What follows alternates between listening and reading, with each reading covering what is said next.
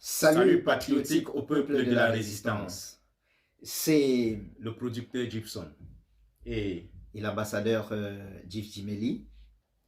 Nous saisissons ce moment particulier déjà pour nous assurer que vous avez reçu nos vœux les meilleurs pour la résistance et pour la libération du Cameroun. Ce moment est saisi encore plus particulièrement pour interpeller ici les entités de la résistance, la BAS, dans toutes ses couleurs, United for Cameroon, le CCCD, toutes les entités de la résistance établies, que ce soit au Cameroun, à la patrie mère, en Afrique et plus précisément ici en Europe centrale et en Amérique du Nord, Canada et aux États-Unis, pour vous renouveler le cri patriotique que nous avons lancé à votre endroit au sujet du monopole de collecte, le GoFundMe que nous avons lancé.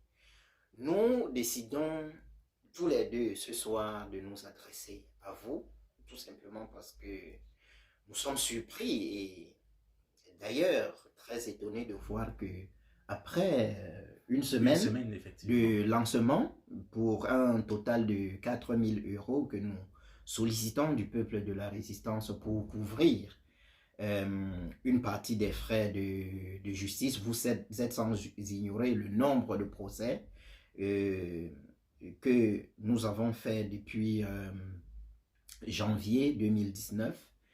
Nous vous interpellons aujourd'hui pour vous amener davantage à prendre conscience de cela, à comprendre que c'est la lutte ou alors les combattants du peuple de la résistance en Allemagne qui sont ici mis en difficulté.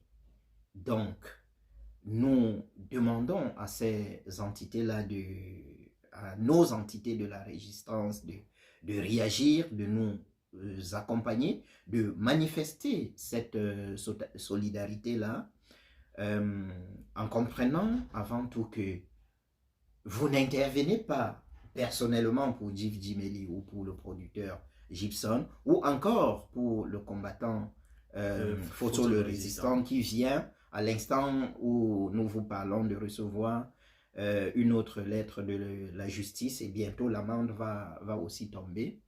C'est tout simplement pour dire que toutes ces actions-là, c'est pour le ver aux jaunes qui est là, qui tient fièrement accroché derrière nous. C'est pour tout cela.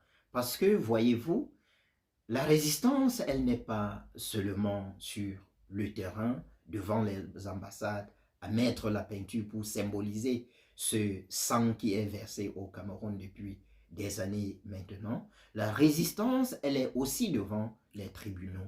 Et les gens se sont posé la question parfois de savoir pourquoi nous résistons. On ne paye pas tout simplement les amendes, on fait des recours. C'est parce que c'est les seuls moyens que nous avons de maintenir un peu la voix des sans-voix au Cameroun à l'écoute pendant un peu longtemps. C'est ça la résistance, c'est de maintenir la flamme allumée par quelques moyens que ce soit. Et lorsqu'on est sonné, la première entité politique ou activiste vers laquelle nous pouvons nous tourner, c'est vous, le peuple de la résistance. Nous sommes un peu interpellés aujourd'hui de savoir que ça ne bouge pas, ça n'avance pas, mais nous osons espérer que peut-être les regards et les attentions étaient portés ailleurs et que maintenant tous les communicateurs et toutes les communicatrices de la base, des Amazones, du CCD, de toutes les entités vont prendre à bras le corps ce sujet et le porter à l'oreille, à la conscience de tout le peuple de la résistance en général, afin que ce soutien-là soit apporté. j'ai été interpellé récemment par des gens qui me disaient, mais Excellence, Monsieur l'ambassadeur, vos bureaux, on ne vous a plus, euh, on ne vous a pas senti tous ces derniers temps. Mais ces personnes-là ne sont pas sans ignorer que j'ai fait presque 8 mois sans mon passeport et par abus. Depuis de mai 2022 à janvier, ou alors fin décembre, du moins jusqu'en janvier 2023, ou de mai à janvier 2023, ma toute première sortie était à l'occasion de la manifestation pour notre frère sauvagement assassiné au Cameroun, Martinez Zogo. C'est n'est que là, à ce moment-là, peu de temps avant que j'ai pu récupérer mon passeport grâce à un avocat allemand ici, très perspicace. D'ailleurs, c'est grâce à lui que nous passons de 23 000 € d'amende à presque rien. Et donc, je dis, vous ne pouvez pas nous demander, apprécier les actions et ne pas nous accompagner dans les conséquences que déclenchent ces actions-là. Donc, nous osons espérer maintenant que vous allez prendre, écouter notre cri de la meilleure oreille et afin de nous accompagner. Comme je le disais tout à l'heure, il est fort probable qu'après ce que Fotso, le résistant, a reçu ces derniers jours, que la justice allemande aille déterrer d'autres actions, parce que la police note toujours, et c'est lorsque on vous voit frapper de nouveau, on se dit, ah, on ne les avait pas interpellés pour telle chose, on peut réveiller cela. Bien sûr, après,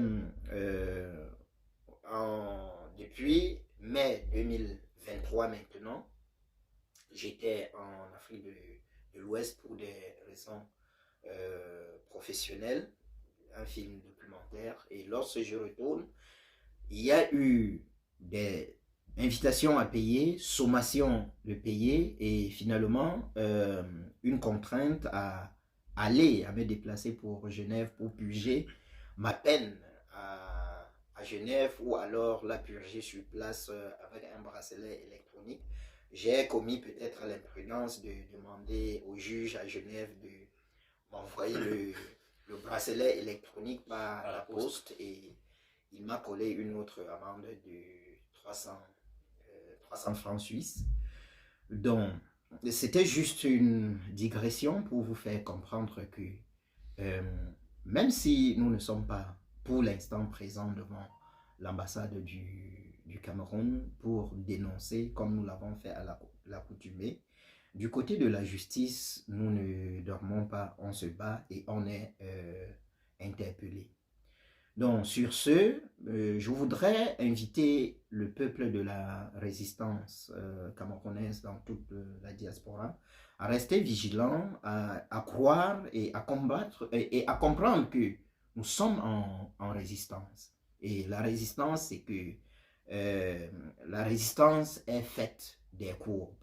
Il y a des périodes basses. Bon, c'est tout à fait normal, ouais. Il y a des périodes basses, il y a des périodes de haut.